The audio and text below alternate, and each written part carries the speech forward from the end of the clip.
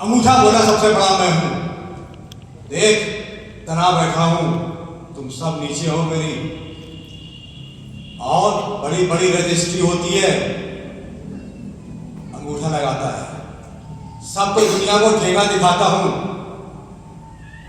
सबसे ऊपर मैं हूं और ऐसे भूसा मार दूं तुम सब पिस जाओगी, लेकिन मैं ऊपर रहूंगा। दूसरी उंगली बोली, अंगूठा भैया जरा हमको देख लो। एक को कहती हूं यहां आओ तो यहां आता है, एक को कहती हूं गेट आउट तो चला जाता है। दुनिया को अपने इशारे पे नचाती हूं और तुम तो मेरे पैरों में बैठे हो, देख लो। हैं? मेरे पैरों में बैठे हो। सबसे बड़ी तो मैं हूं, मैं ही ABCD करके मैं ही तो सिखाती हूं, पढ़ा लिखा बनाती हूं। सबसे बड़ी मैं हूं। ये वाली बोली, अरे बहन जरा बगल में देख, तनी बैठी हूं तेरे ऊपर है। दो नौकर इधर है, दो नौकर इधर है। सबसे बड़ी हूं हाइट में भी, तो सबसे बड़ी मैं हूं। ये वाली उंगली के नंबर आया तो कहने लगी, जरा तुम हमको जरा देखो, सोने की अंगूठी पहनती हूं है। जब शादी होती है तो सिर्फ इसमें कोई चुंगली में नहीं डालता, कोई अंगूठे में नहीं डालता, इसी में सोना पहनती हूं, चांदी पहनती हूं, हीरा मोती पहनती हूं। सबसे बड़ी तो मैं हूं। फिर आया इसका है, इसका ये क्या बोली, कह लेगी दीदी तुम सब बड़ी हो, अंगूठा भैया तुम भी बड़े हो, तुम सही कह रहे हो, मैं तो बहुत पतली हूं, सबसे छोटी हूं, सबसे पिछड़ी हूं, मैं तो इस लायक भी नहीं कि तुम लोग के साथ खड़ी हो जाऊं। और अंगूठा भैया तुम अगर ऐसे मारोगे ना तो सबसे ज्यादा कमर मेरी टूटेगी है। और दीदी तुम बड़ी बड़ी हो, तुम तो ABCD सिखाती हो, दुनिया को इशारों पर नचाती हो, और तुम तो सबसे बड़ी हो, तुम्हारे दो नौकर इधर हैं, दो नौकर इधर हैं।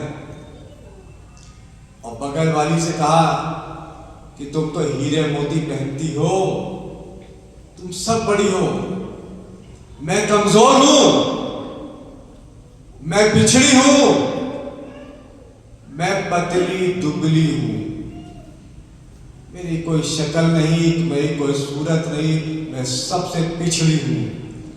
लेकिन एक बात है, वो एक बात यह है कि जब तुम सब लोग मिलके प्रार्थना में प्रभु यीशु मसीह के सामने जाते हो तो सबसे आगे मैं रहती हूं, तुम सब पीछे। कमजोर हूं, कैसी भी हूं, लेकिन जब नंबर आएगा प्रभु के सामने जाने का तो सबसे आगे मैं रहूंगा, मैं रहूंगा।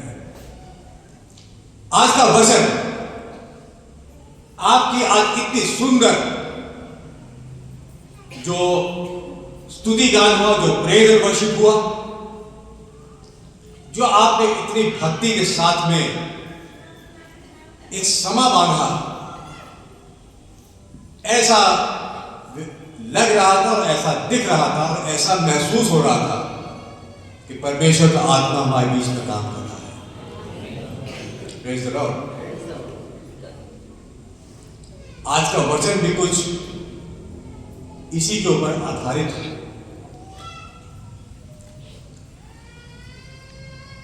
तमाम दुनिया में लोग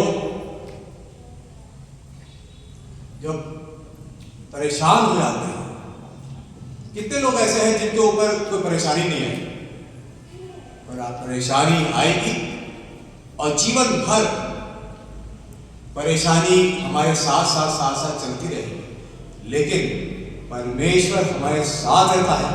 जो जानता है उसको कब हाथ उठाना है और किसको। आपने कभी एक छोटा बच्चा हो और उसकी मां हो,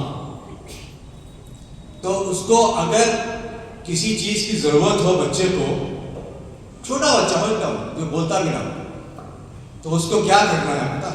अगर उसको भूख लगी है या उसे कोई भी प्रॉब्लम है तो उसे क्या करना है? उसे आवाज निकालनी है, क्वां।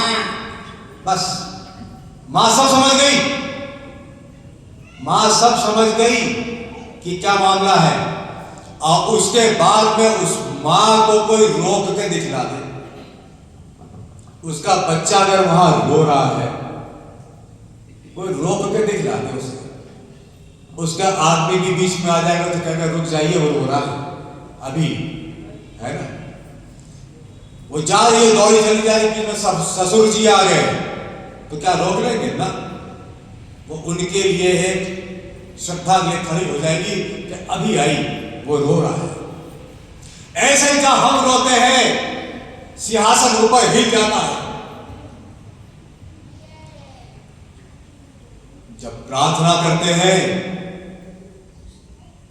तो सिंहासन के पास जब हमारी आवाज पहुंचती है। लेकिन एक चीज यह है कि हम मांगते क्या है, हम अपनी प्रार्थना में मांगते क्या है, सबसे बड़ी चीज है।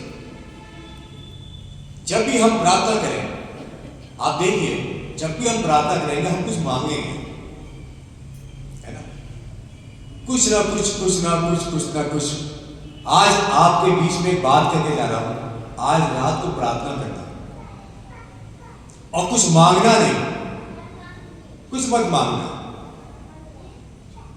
तुम देखना कि तुम्हारी प्रार्थना जो है 1 मिनट या 2 मिनट से ऊपर चल नहीं सकती। करके देखो, चाहो अभी नहीं हो पाएगी। 2 मिनट से ऊपर नहीं, 2 मिनट कुछ नहीं मांगना है, ना अपने लिए, ना अपने बच्चे के लिए, ना अपने माँ बाप के लिए, ना अपने खाने के लिए, मतलब मांगना नहीं है। ना पादी साहब के लिए, ना मेरे लिए, ना दुनिया के लिए, ना बीमारों के लिए, ना भूखों के लिए, किसी के कुछ मांगना नहीं है। अब प्रार्थना करके देखो, आज ही करो। इस बात में बड़ी खूबसूरती है। आज प्रार्थना करोगे 2 मिनट की प्रार्थना होगी, 2 मिनट। कल प्रार्थना करोगे और 3 मिनट हो जाएगा। और उसके बाद ये प्रार्थना का समय धीरे धीरे धीरे धीरे बढ़ता जाएगा। एक जादू हो जाएगा, जादू। और अगर शब्द कम पड़ जाए, समझ में ना आए कि मैं परमेश्वर से प्रार्थना में क्या कहूं, तो भजन संहिता पढ़ना शुरू करो। जब भजन संहिता पढ़ोगे बहुत चीजें निकल के आएंगी जो तुमको वाकई में परमेश्वर से कहनी है। कुछ मांगना नहीं है। वक्त आएगा, वक्त आएगा कि एक दिन देखोगे मैं 1 घंटे से प्रार्थना कर रहा हूं, 1 घंटे से प्रार्थना कर रही हूं और मैंने कुछ नहीं मांगा। तो मैं बोल क्या रहा हूं, मैं बोल क्या रहा हूं? ये जादू है, ये परमेश्वर का अनुग्रह है। मुझे खाने की जरूरत है, मुझे पैसे की जरूरत है, मेरी बीमारी है, तकलीफ है, मेरे बच्चे के लिए, उसकी शादी के लिए, उसकी पढ़ाई के लिए, उसके बुखार। किसको बता रहे हो? किससे बात कर रहे हो? किसको बता रहे हो? उसको तो यह भी पता है कि आज से 50 साल के बाद तुम्हारे जीवन में क्या होगा। जिस दिन मैं मरूंगा, मेरी जान किस शहर में निकलेगी, किस उम्र में निकलेगी, मुझको कांधा कौन कौन देगा, मेरे परमेश्वर आज की तारीख में जानता है। आने वाले जमानों के बारे में जानता है, दुनिया के अंत तक एक एक कड़क में जानता है, तुम क्या बताओगे उसको एक चीज लुभाती है, उसको एक चीज लुभाती है कि उसकी प्रशंसा करो, धन्यवाद की भेंट चढ़ाओ, शुक्रगुजारी के हदिया लेके आओ। ये परमेश्वर पसंद की चीज है।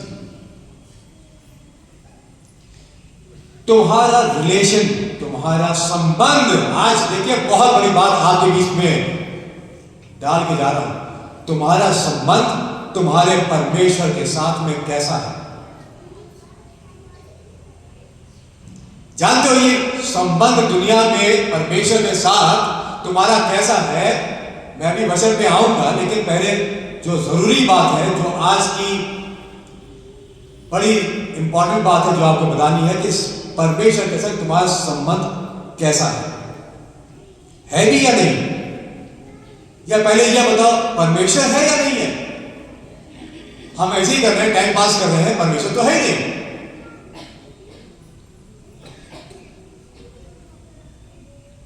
लेकिन जो उसकी बात जोते हैं वो जानते हैं कि परमेश्वर है और बच्चों की बातों को सुनता है।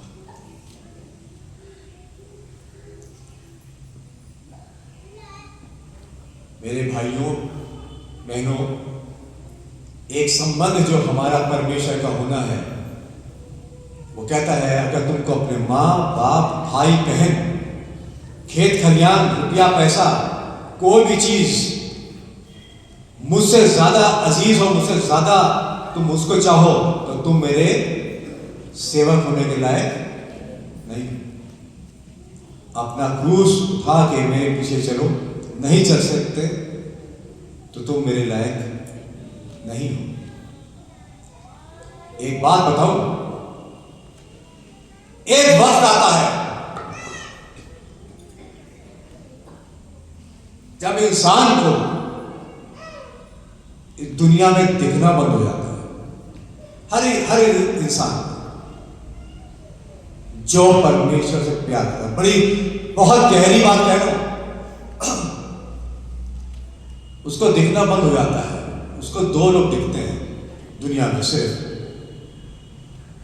उसको दो लोग दिखते हैं। एक तो वो अपने आप को देख सकता है और दूसरा खुदा को देख सकता है, परमेश्वर। उसके आगे, उसके पीछे, उसके दाएं, उसके बाएं कोई मतलब नहीं है।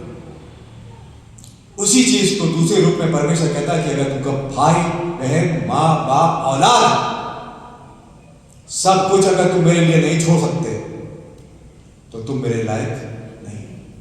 अपने दिल को, अपने दिमाग को, अपने जिस्म को तैयार करना है परमेश्वर के लिए, हर चीज कुर्बान करने के लिए।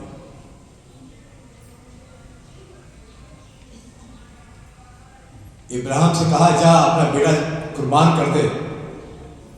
कुर्बानी से जा रहा है वो चाहता थोड़ी ना कि तो हम कुर्बानी दें, हम परेशान क्यों हैं ना। दिल देखता है और देखता है कितनी गहराई तक ये जा सकता है, कितनी गहराई। अपने चेहरे पास गया, तो चेहरे ने कहा कि मैं मछली पकड़ा था, मिला नहीं, तो गहरे में चल, देखा है ना, और गहराई में चल, और गहराई में।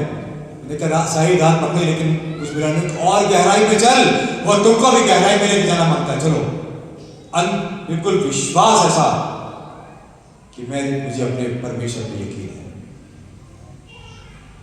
कुछ हो जाए अपने परमेश्वर के ऊपर पूरा विश्वास, अटल विश्वास। अगर ये नहीं कर पाएंगे तो परमेश्वर कहता है कि तुम तो ना तो गर्म हो ना ठंडे हो, मैं तुमको उगल दूंगा। या तो ठंडे हो जाओ, दूर हो जाओ, या गर्म रहो, मेरी आत्मा तुझमें काम करे। हमारा संबंध परमेश्वर से, हम लोग तमाम ऐसे जीवन में काम करते हैं, पता एक एक चीज की रिकॉर्डिंग है उसके पास। आज मैंने रिकॉर्डिंग करी, आपने देखा होगा, ये रिकॉर्डिंग है इसमें मेरे मोबाइल में। उस सेकंड, किस सेकंड क्या हो रहा था, इसके अंदर रिकॉर्ड है ना। ये तो किसी ने बना दिया, मेरे जेब में सस्ता सा है, एक रिकॉर्डिंग वहां चल रही है। शुरू से दुनिया के आखिर तक किसी भी सेकंड का कुछ पूछ लो, तुम्हारे दिल में, तुम्हारे दिमाग में क्या ख्याल आया वो तक रिकॉर्ड है सब। कोई गंदी बात सोच रहे हो, कोई गंदे ख्याल में हो, उसे पता है। कोई विद्रोह सोच रहे हो, किसी के लिए प्यार सोच रहे हो, किसी के लिए क्षमा सोच रहे हो, किसी का कत्ल करने की सोच रहे हो, किसी के लिए सब कुछ लुटा देना के लिए सोच रहे हो, क्या सोच रहे हो? आज से 50 साल पहले तुमने जो सोचा वो वहां पर रिकॉर्डिंग है, सब चीज खुलेगी। और वो परमेश्वर ऐसा है, एक क्षण में माफ करता है, और दूसरी चीज वो याद नहीं रखता, उसे भूल जाता है, भुला दो उसे, नया जीवन। जैसे कि मैं देख रहा हूं आप में से बहुत सारे लोग यहां पे हैं जो बहुत अच्छी तरीके से आत्मा में भर करके यहाँ पे परमेश्वर की स्तुति कर रहे थे, बहुत अच्छा लग रहा था। लेकिन हमको यही चीज अपने जीवन की सच्चाई में अपने आप से एक सवाल पूछना है कि क्या हम वाकई में जो कर रहे हैं ये हम सच्चाई में कर रहे हैं या धोखा दे रहे हैं। हर इंसान जो कहता है हे प्रभु, वो परमेश्वर के राज्य के लायक नहीं है। लिखा है, एक चीज और लिखी है, वो कहता है तुम मेरे आंगनों को क्यों रौंदने चले आए, उसके अंदर तुम घुसे क्यों आए हो, अपनी शक्लें दिखाने के लिए मेरे पास क्यों आ जाओ, और जो तुम प्रार्थनाएं करते हो वो मुझसे बर्दाश्त नहीं होती। क्यों? क्योंकि वो तुम्हारे सच्चाई को और तुम्हारे झूठ को, तुम्हारे फरेब को, हर चीज को जानता है। जो मुझको शीशे की तरह जानता है, मैं अपना शीश उसके आगे नवाता हूं, और वही मेरा परमेश्वर, वही मेरा पिता है, वो मेरे बारे में सब कुछ जानता है। मैं अपनी जान उस पर लौटाता हूं। ऐसा परमेश्वर है। अपने परमेश्वर को जानो, किसके सामने सर झुका रहे हो, वो कितना महान है। कभी मौका मिले बताऊंगा उसके महान, अगर समझ में आ जाए कि कितना महान है तो सर चकरा जाए। समझ में इंसान नहीं समझ सकता। अपने जीवन से उन बातों को हटाओ जो परमेश्वर को पसंद नहीं। एक आदमी था, वो अपने घर गया और घर में जा करके नहाया, खूब बढ़िया तरीके से नहाया, और जब नहा चुका तो बढ़िया से उसने अपना सूट पैंट कोट शर्ट पहना, और उसके बाद में खूब तेल लगाया, स्मार्ट बन गया, एकदम हैंडसम, फ्रेश, और वो अपने घर से बाहर निकला। जब वो घर से बाहर निकला तो उसने काम किया। उसके घर में मछली पकी थी। उसने मछली का एक टुकड़ा उठा करके अपनी जेब में रख लिया और चल दिया। अब जब वो जा रहा है, अपने घर से निकला, तो एक बिल्ली उसके पीछे लग गई है। कौन लग गई?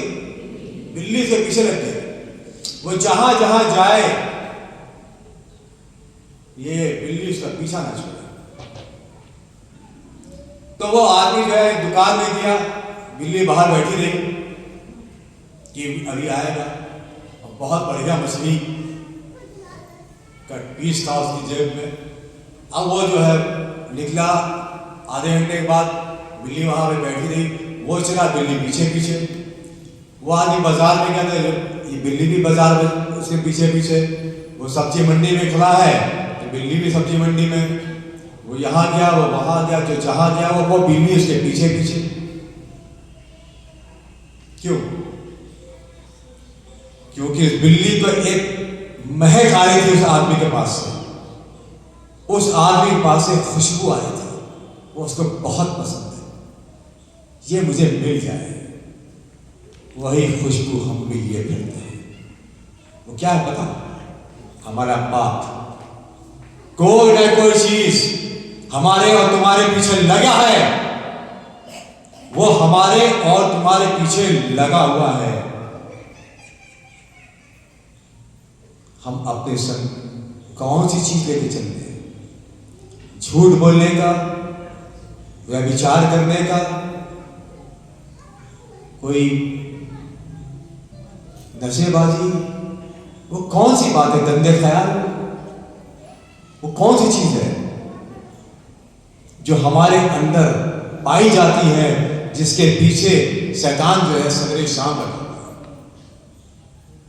वो नहीं छोड़ता। उस चीज को पहचानो कि मेरे अंदर क्या कमी है, परमेश्वर से मांगो कि परमेश्वर ये मछली का टुकड़ा मैं निकाल के फेंकना चाहता हूं, जा, मैं आजाद हूं, मैं साफ हूं।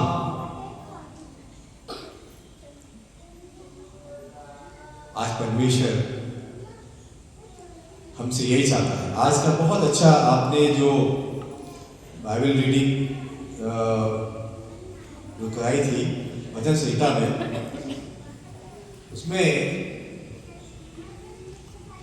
भजन संहिता 30 का 11-12 आज पढ़ा गया।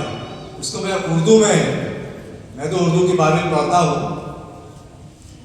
तो लिखता है कि तूने मेरे मातम को नाश में बदल दिया, तूने मेरे मातम को नाश में बदल दिया, तूने मुझे खुशी से कमरबस्ता किया, तूने मेरा टाट उतार डाला और मुझे खुशी से कमरबस्ता किया, ताकि मेरी रूह तेरी मदद सराई करे और चुप न रहे। ऐ खुदा, मेरे खुदा, मैं हमेशा तेरा शुक्र करता रहूंगा। कितनी जबरदस्त बात है। क्या कहता है कि तूने मेरे मातम को नाश में बदल दिया। कोई आदमी मातम मना रहा है, उसकी वजह चली जाए, वो नाचने लगे, खुशी खुशी नाचने लगे। ये कौन कर सकता है? यहोवा कर सकता है। कहता तूने मेरे मातम को नाश में बदल दिया, तूने मेरा टाट उतारा। एक आदमी टाट पहने बैठा हुआ है, उसने कहा चल तेरा टाट हो गया है, तूने मेरा टाट उतार डाला और मुझे खुशी से कमरबस्ता किया, ताकि मेरी रूह तेरी मदद सराई करे और चुप ना रहे। करा लो चुप, जितना चुप कराओगे उतने ही स्तुति गान करेंगे, जितना चुप कराओगे, ताकि मेरी रूह तेरी मदद सराय करे और चुप ना रहे। ऐ खुदा, मेरे खुदा, मैं हमेशा तेरा शुक्र करता हूं। कितनी खूब बढ़िया। आज का छोटा सा वचन दूंगा, तो छोटा सा वचन दूंगा, सिर्फ 1-1.5 घंटे का, ठीक है ना? तो नहीं, मैं जानता हूं समय ज्यादा हो गया, तो कोई ऐसा जन मिल गया जो कि पढ़ सके थोड़ा जोर से, आवाज उसकी बुलंद हो। अच्छा, आज का वचन है, एक राजा था। कहानी सुन लो आज। इस कहानी में ही एक बहुत बड़ा वचन है जो आज लेके जाना है यहां से। कौन कौन लेके जाएगा? अच्छा, सब लोग बोलो जय मसीह की। जितने खुश हैं बोलो जय मसीह के। तो परमेश्वर के अंदर हमेशा समा रहते हैं बोलो जय मसीह की। जितने सो रहे हैं बोलो जय मसीह की।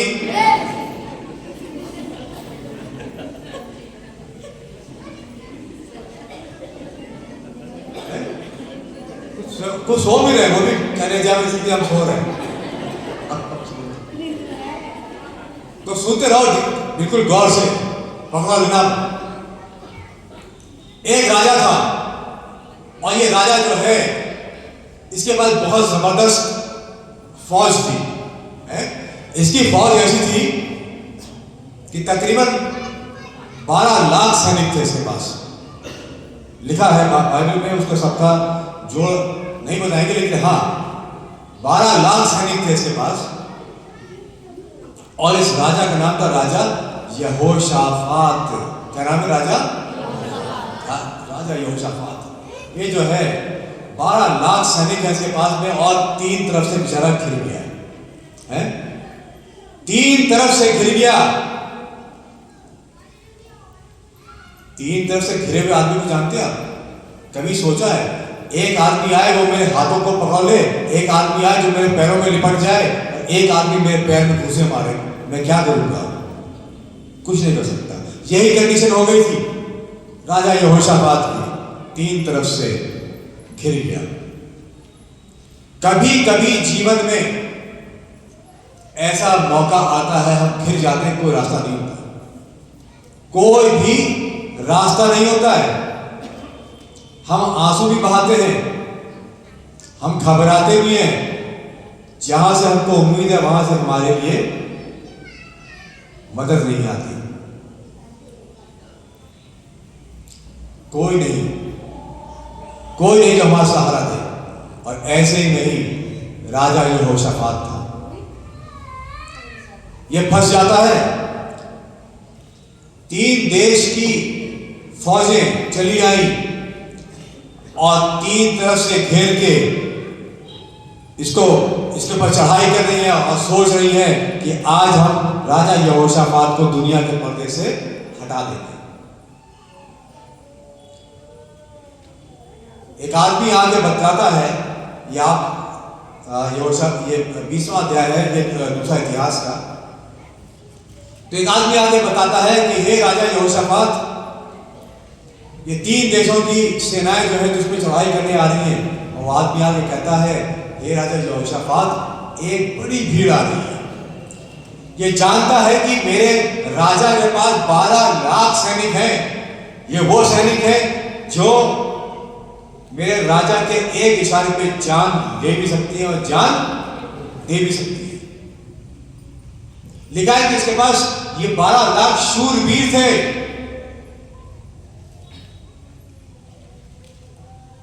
और ये आदमी उसे कहता है कि राजा यहोशाफात, एक बड़ी भीड़ आ रही है तेरे पर चढ़ाई करने के लिए, और बल्कि आ ही गए वो लोग। सामने कितने लोग थे उसके? जिस आदमी के पास 12 लाख सैनिक हैं, वो आदमी लिखा है वो आदमी डर रहा है। 12 लाख सैनिक है उसके पास में, उसके बाद में वो डर रहा है। कोई इसको पढ़ ले 20वां अध्याय का 12वीं आयत पढ़ दे। हे हमारे परमेश्वर जी, क्या तू उनका न्याय न करेगा? यह जो बड़ी भीड़ हम पर चढ़ाई कर रही है, उसके सामने हमारा तो बस नहीं चलता, और हमें कुछ सूझता नहीं कि क्या करना चाहिए, परंतु हमारी आंखें तेरी ओर लगी है। सब यहूदी बस है लिखा है। ये मैं कोई अपने मन से नहीं बता रहा हूं आपको, ये मेरी कोई कल्पना नहीं है कि अपनी कल्पना जो है एक कहानी लिख के आ गए आप लोग को खुश करने के लिए। ना, ये हो चुका है।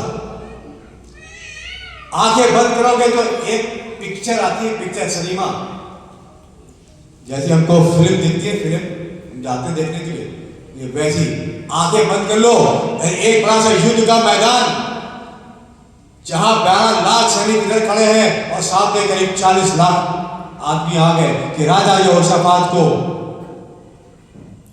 दुनिया के पर्दे पर से हटा देंगे, मिटा देंगे आज।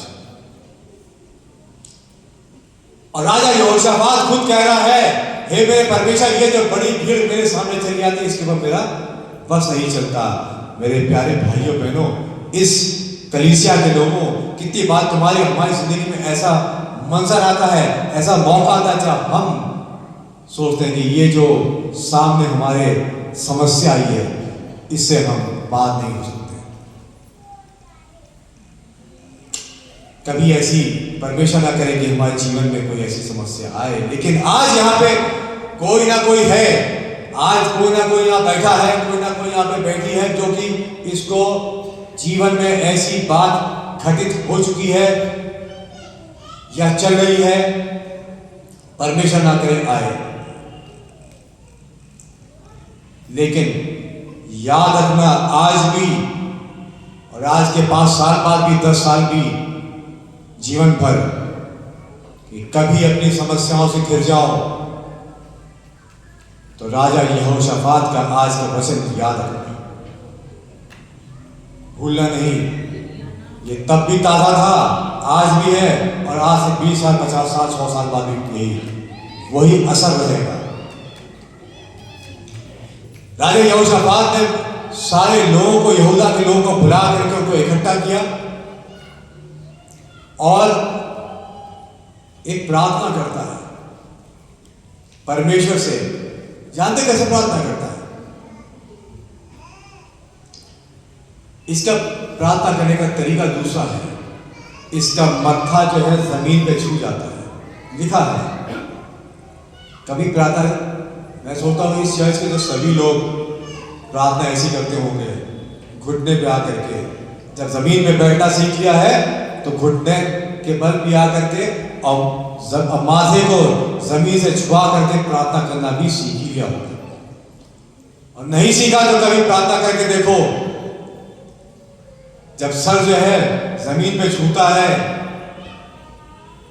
तो ऊपर जो है लोग रुक जाते हैं। रुको, कोई किसी की दुआ उठ रही है, आज कोई बहुत फर्क दुआ कर रहा है, आज पृथ्वी पर से उसको देखो,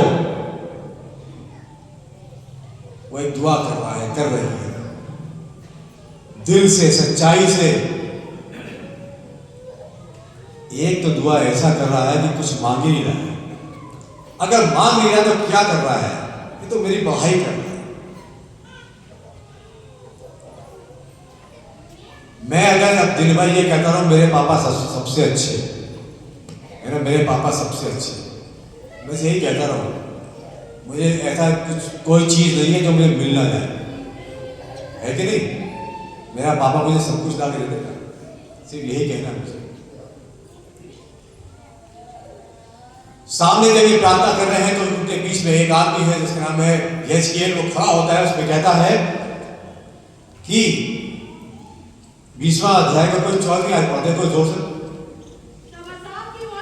14 से 17 तक। जी हाँ।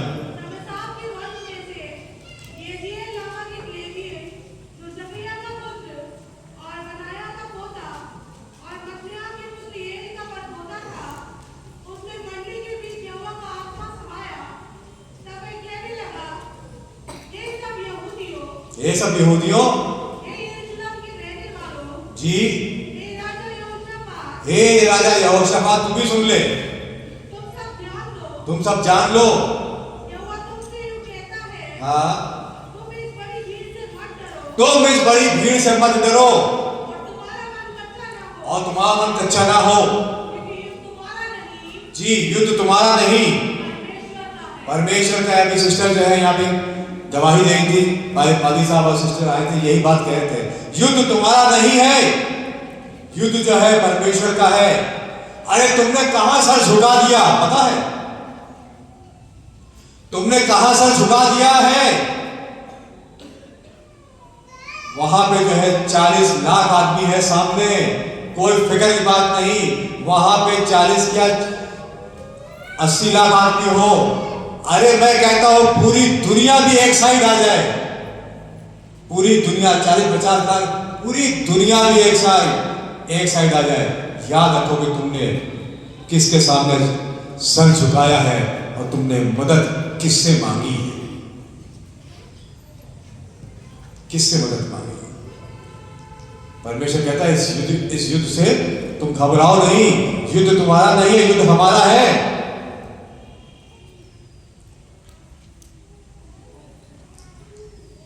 दो एक आयतें और पढ़ के इसको आज का वचन बहुत अपना असर कर जाएगा।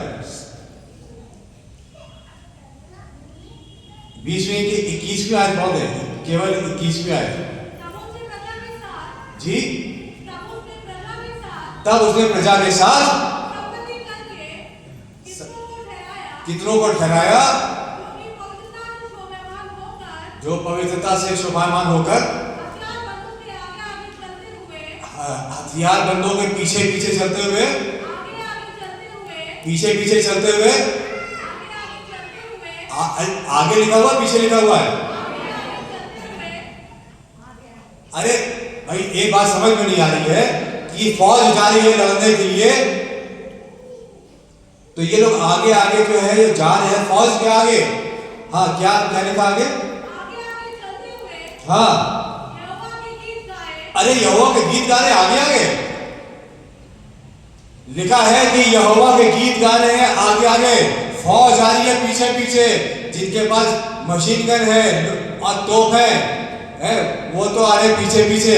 और आगे आगे कौन जा रहे हैं मालूम? लड़ाई के लिए कौन जा रहे हैं? जो यहोवा के गीत गा रहे हैं। कौन सा गीत गा रहे हैं? लिखा हुआ है पढ़ो जरा जी। ये उसका धन्यवाद करो क्योंकि उसकी करुणा सदा की है ना। और कहाँ जा रहे हैं? वो सामने चारों तरफ से 40 लाख आदमी आ रहा है उसे मारने के लिए। अपने घोड़ों की धूल उड़ाता हुआ अपनी नंगी तलवारें लेकर के अभी आएगा और मेरा सर जो धड़ से अलग कर देगा।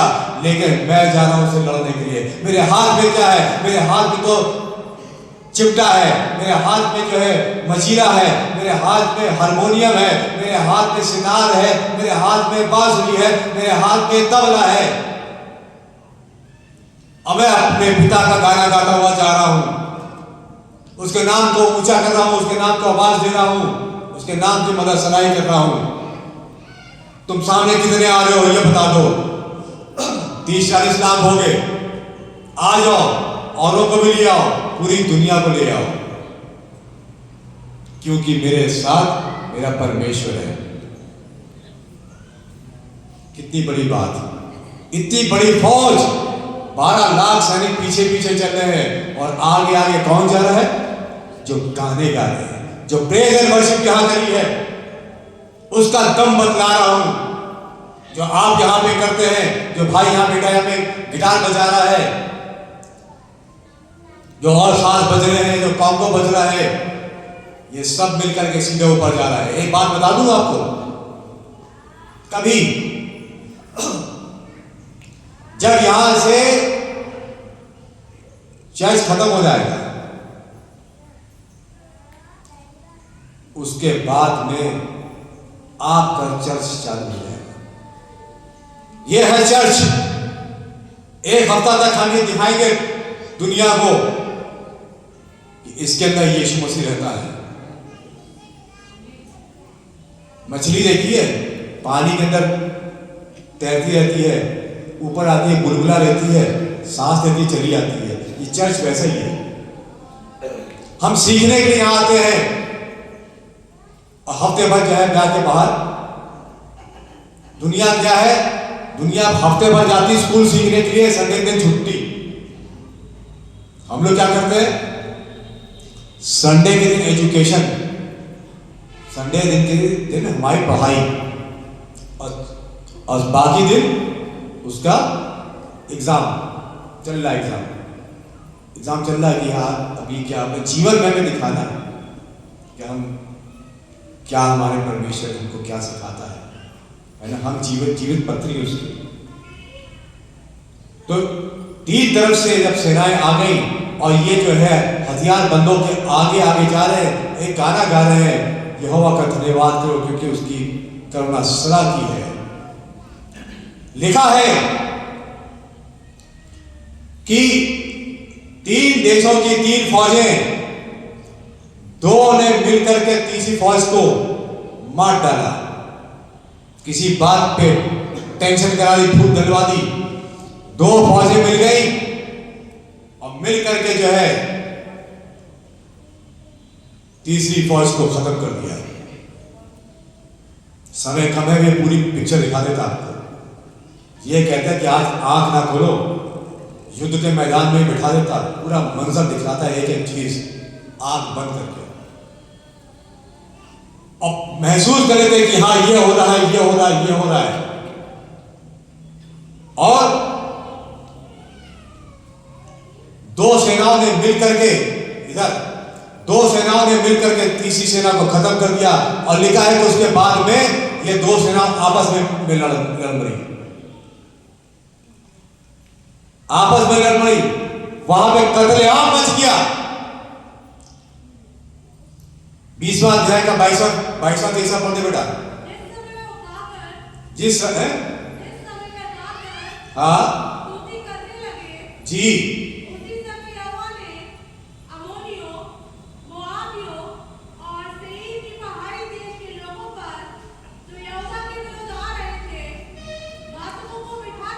हाँ क्योंकि अमोनियों और मोआबियों ने सईर की पहाड़ी देश के निवासियों को डराने और सत्यानाश करने के लिए उन पर चढ़ाई की जी। और जब वे सईर की पहाड़ी देश के निवासियों का अंत कर चुके तब उन सबों ने एक दूसरे को नाश करने को हाथ लगाया। जी हाँ, वहां पे कत्लेआम मच गया। मैंने इसलिए पढ़वा दिया ताकि याद है। 20वां अध्याय पढ़ना, दूसरा इतिहास का 20वां है ना हो तो पास्टर साहब से पूछना, निर्मल से, वो बताइए 20वां अध्याय बहुत ताकत देने वाला वो है। और लिखा है कि वहां पे कत्लेआम मच गया और कुछ भी नहीं वहां पे मिला। और आखिरी आयत पढ़ने आज की 20वें के 24-25, ये आ गया आपके मतलब किसी से सुनिएगा जरा। तब हाँ हाँ क्या की? हाँ भीड़ की ओर दृष्टि करी तो क्या देखा?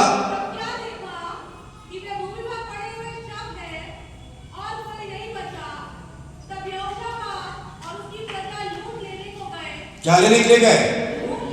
वहां पे कितना आदमी पड़ा हुआ है? वहां पे 40 लाख आदमी मरा पड़ा हुआ है। अंदाजा लगाओ, पलंग पे लेट क्या सोच लेना। ये 4 आदमी नहीं है, 400 आदमी नहीं, 4000 आदमी नहीं है, ये 4 लाख आदमी नहीं है, ये 40 लाख आदमी मरा पड़ा हुआ है। 40 लाख पूरे खतौली में डाल देंगे ना तो खतौली के यहाँ पहुंच जाए मुजफ्फरनगर का मेरठ, इतना आदमी हो गया। 40 लाख की लाशें डाल दोगे तो क्या कोहराम मचा था। लिखा है कि राजा यहोशापात जब वहां पे जाता है तो लूट लेता है और शवों के बीच बहुत सी संपत्ति। आए है क्या लिखा है कि बहुत सी संपत्ति और मन भावने कहने जिसको देख के लालच आता है। इतना लाखों आदमी मरा पड़ा है वहां पे, लाखों आदमी मरा पड़ा है। और ये लोग जब जाते थे सैनिक पुराने जमाने में, तो हीरा मोती सोना चांदी पहनते थे, मुकुट सोने का, बाजूबंद सोने के, दुनिया भर की चीजें पहन के गए, सोने चांदी उसमें हीरे मोती लगे हुए। राजा यहोशापात लिखा है कि इतनी संपत्ति और मन भावने कहने आगे जी कि उनको ना ले जा सके, बल्कि लूट इतनी मिली कि उठाते उठाते निकल बटोरते बटोरने में और उठाने में फर्क मालूम है? उठाने में ये उठा लिया, अब बटोरेंगे कैसे कि हाथ से बटोरे यूं करके, नहीं हो तो पैर भी लगा दिया उसके अंदर। चलो ये मुकुट किनारे करो, है ना, ये चेने किनारे करो, इतने लाख चेने, उतने 1000 मुकुट उधर, ऐसा करो, या 500 सोने के मुकुट के ढेर लगाओ, यहां से लेकर वहां तक लगे, ढेर लगे। कितना अंदाजा लगाओ, ऐसे कहने सुनने में कुछ नहीं है, अंदाजा लगाओ, सोचो। उन्हीं के बेहतरीन से बेहतरीन घोड़े, बेहतरीन से बेहतरीन उनके रथ, बेहतरीन से बेहतरीन तलवारें, बेहतरीन से बेहतरीन ढाले, बेहतरीन से बेहतरीन पर्चियां, बेहतरीन से बेहतरीन सब कुछ ले चलो। कहां? अरे इनके घोड़ों से, इनके रथों के ऊपर इन्हीं का सोना चांदी लादो और चलो अपने देश। ये कौन कह रहा है? जो वो कह रहा है जो कहता था, हे प्रभु, ये जो बड़ी भीड़ मेरे सामने चली जाती है, इसमें मेरा बस नहीं चलता। वो आज क्या कह रहा है कि मन भावने गहने और सोना और चांदी यहां से उठाओ